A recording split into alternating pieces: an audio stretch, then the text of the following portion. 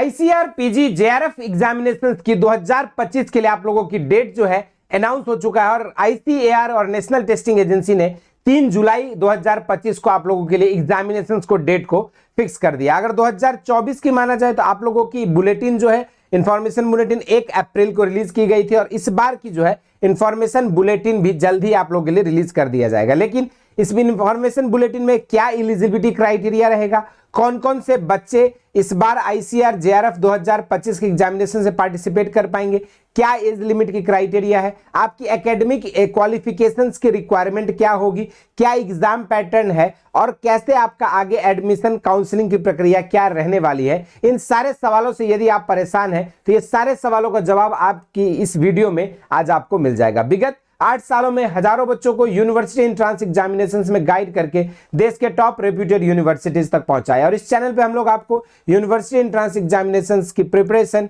Guidance, admission process और counselling से related संपूर्ण अपडेट्स को प्रोवाइड करते हैं। तो for all agriculture and related updates अगर अभी तक इस चैनल को नहीं फॉलो किया तो जरूर से इसको सब्सक्राइब कर लीजिएगा। तो चलिए शुरुआत करते हैं। आईसीआर पीजी यानी कि जेआरएफ के जो एग्जामिनेशंस होते हैं वो आपकी नेशनल टेस्टिंग एजेंसी कंडक्ट कराती है और इस बार के एग्जामिनेशन डेट को लेकर जो है आईसीआर ने ऑलरेडी 3 जुलाई 2025 को फिक्स कर दिया है। तो मीनवाइल कैंडिडेट्स के मन में ये है कि सर कौन कौन से बच्चे एलिजिबल होंगे, क्या एलिजिबिलिटी क्राइटेरिया है और कौन कौन से कॉलेजेस में हमें एडमिशन मिल सकता है आईसीआर जेआरएफ के थ्रू। तो देखिए बच्चों, सबसे पहले हम बात करेंगे कि आईसीएआर जेआरएफ जो है आपकी ये एग्जामिनेशंस का नाम है all India entrance examinations for agriculture PG और AIEEE पीजी एग्जामिनेशन जो इसका नाम है। और ये जो है एग्जामिनेशन मुख्य रूप से ऑल ओवर इंडिया में स्थित एग्रीकल्चर एंड एलाइड सेक्टर के जो यूनिवर्सिटीज है, हर यूनिवर्सिटी में अराउंड 30% जो सीट है, यहाँ पे आप देखोगे 30% सीट मास्टर्स प्रोग्राम में जो आपकी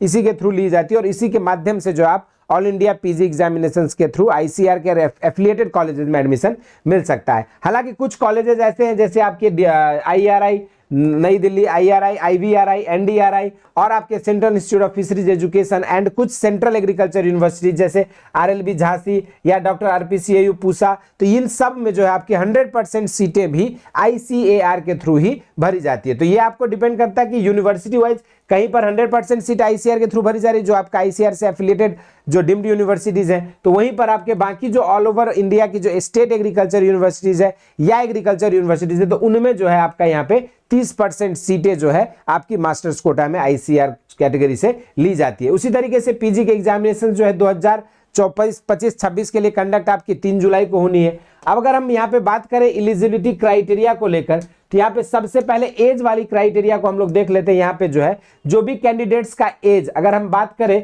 सिंपली एज की, तो जिनका भी आपका जो है 19 ईयर्स मिनिमम एज रखा गया है। मैक्सिमम एज में यहाँ पे रिलैक्सेशन दी गई है लेकिन मिनिमम एज को लेकर जो है 19 ईयर्स कम से कम मिनिमम होना चाहिए, तभी आप इस एग्जाम को दे पाएंगे। ये जो एग्जाम होने वाला है ये आपकी कंप्लीटली कंप्यूटर बेस्ड टेस्ट होगा, सीबीटी मोड में एग्जाम्स कंडक्ट होगी। आपके पास टोटल 2 घंटे का समय रहेगा और 2 घंटे के अंदर आपको 120 मिनट में आपके पास जो है 120 क्वेश्चंस आपको मिलेंगे और ये आपके जो क्वेश्चंस रहने वाले हैं वो मल्टीपल चॉइस रहेगा। मल्टीपल चॉइस में भी आपको वेरिएशन देखने को मिलता है आईसीआर के क्वेश्चंस के दौरान, assertion reasoning, statement based, match the column और नॉर्मल एमसीक्यूज करके आपके डाइवर्सिटी ऑफ क्वेश्चंस यहां पे देखने को मिलता है। और सीवीटी पीजी के तुलना में अगर देखा जाए तो आईसीआर जेआरएफ के एग्जामिनेशन थोड़े से टफ होते हैं। जहां पे पीजी में आपका इजी टू मॉडरेट टाइप के क्वेश्चंस पूछे जाते हैं तो वहीं पर यहां अगर देखोगे तो आपके मॉडरेट से हार्ड साइड का या टफ साइड में जो आपके क्वेश्चंस आते हैं और क्वेश्चंस के लिए आपको डीप अंडरस्टैंडिंग भी डेवलप करना जरूरी है आपके अपने सब्जेक्ट मैटर का। यहां पे आपको अगर सही करते हो तो आपके पास यहां पे 4 नंबर मिलता है,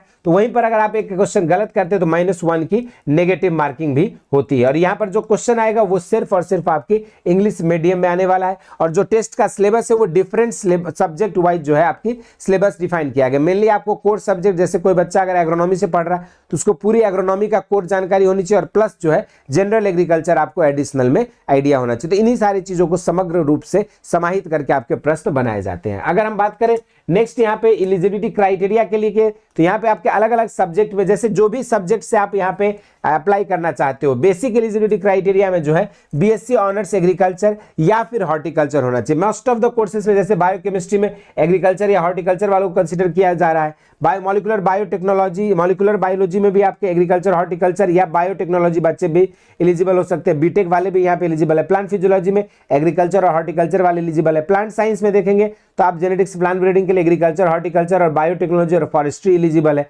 वहीं पर प्लांट पैथोलॉजी के लिए एग्रीकल्चर, हॉर्टिकल्चर और फॉरेस्ट्री एलिजिबल है। माइक्रोबायोलॉजी के लिए देखेंगे तो एग्रीकल्चर, हॉर्टिकल्चर और बीटेक बायोटेक्नोलॉजी एलिजिबल है। सीड साइंस एंड टेक्नोलॉजी की बात करोगे एग्रीकल्चर, हॉर्टिकल्चर और फॉरेस्ट्री वाले एलिजिबल है। वहीं पर अगर हम बात करें फिजिकल साइंस में एग्रीकल्चरल मेट्रोलॉजी में तो एग्रीकल्चर, हॉर्टिकल्चर और फॉरेस्ट्री एलिजिबल है। यहीं पे सॉइल साइंस में देखोगे तो एग्रीकल्चर और हॉर्टिकल्चर एलिजिबल है। तो इसी तरीके से आपके जो है ये पीडीएफ में आप लोगों को प्रोवाइड भी कर दिया जाएगा। टेलीग्राम चैनल पे आप अवेलेबल हो जाएगा, व्हाट्सएप चैनल पे आप लोगों को मिल जाएगा। नीचे दिए गए लिंक से आप व्हाट्सएप चैनल और टेलीग्राम चैनल पे जुड़ सकते हो, जहां पे आपको इससे रिलेटेड इन्फॉर्मेशन मिल जाएगी। और हर एक सब्जेक्ट की अपनी अपनी स्पेसिफिक आपकी एलिजिबिलिटी क्राइटेरिया और मिनिमम आपका अंडर ग्रेजुएट अगर आप पास आउट है या फिर अगर बीएससी एग्रीकल्चर या फिर हॉर्टिकल्चर कोर्स से किए हैं तो आप उसी के अकॉर्डिंग जो अपने सब्जेक्ट का चुनाव यहाँ पे कर सकते हैं। अगर कोई बच्चा एग्रोनॉमी से करना चाहता है तो उसके लिए जो है सिर्फ और सिर्फ बीएससी एग्रीकल्चर या फिर बीएससी ऑनर्स एग्रीकल्चर वाले बच्चे ही यहाँ पे एलिजिबल होंगे। हॉर्टिकल्चर वालों को एग्रोनॉमी में कंसीडर नहीं किया जा रहा है। बाकी जितने भी सब्जेक्ट्स है उसमें हॉर्टिकल्चर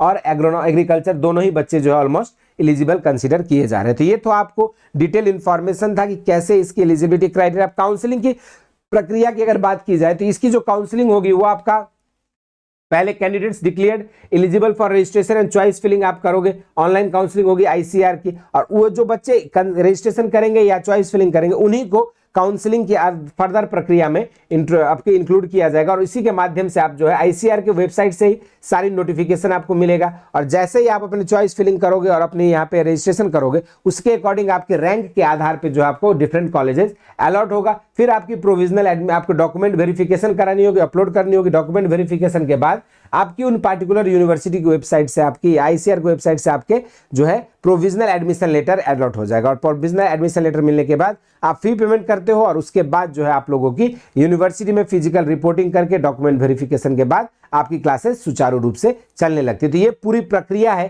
कि किस तरीके से आईसीआर पीजी के एग्जामिनेशंस के थ्रू आप डिफरेंट ऑल ओवर इंडिया में एग्जिस्टिंग एग्रीकल्चर यूनिवर्सिटीज में एडमिशन ले सकते हो। बाकी आप लोग किस सब्जेक्ट की तैयारी इस बार आईसीआर पीजी के लिए कर रहे हैं जरूर से कमेंट बॉक्स में बताइए। और इस वीडियो में इतना ही। इस तरह के इंटरेस्टिंग एंड अमेजिंग वीडियोज के साथ मुलाकात होती रहेगी। स्वस्थ रहें, मस्त रहें। जय हिंद।